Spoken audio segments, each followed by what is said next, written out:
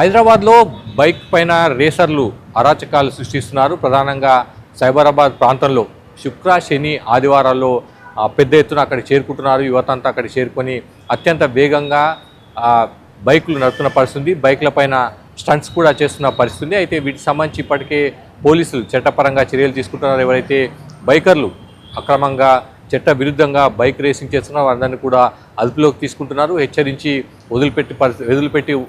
వదిలిపెట్టి వేస్తున్న పరిస్థితులు అయితే ఉన్నాయి.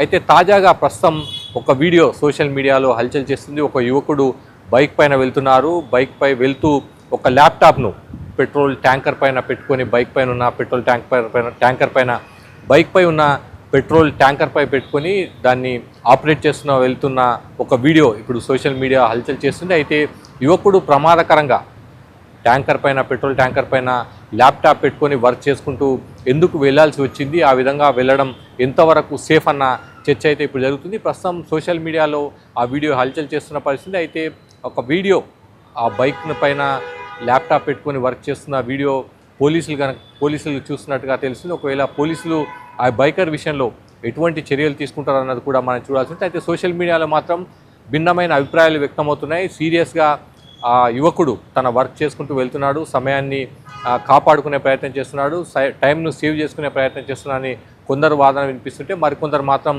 తీవ్రంగా తప్పుపడుతున్నారు. లైఫ్ను రిస్క్లో పెట్టి ల్యాప్టాప్ను ఆపరేట్ చేయడం ఎంతవరకు సమంజసమన్న కూడా వాదన వినిపిస్తున్నారు. మొత్తం మీద ఆ యువకుడి ఆ వీడియో సోషల్ మీడియాలో హల్చల్ చేస్తుంది. పోలీసులు ఎటువంటి చర్యలు తీసుకుంటారన్నది కూడా మనం చూడాల్సి ఉంటుంది.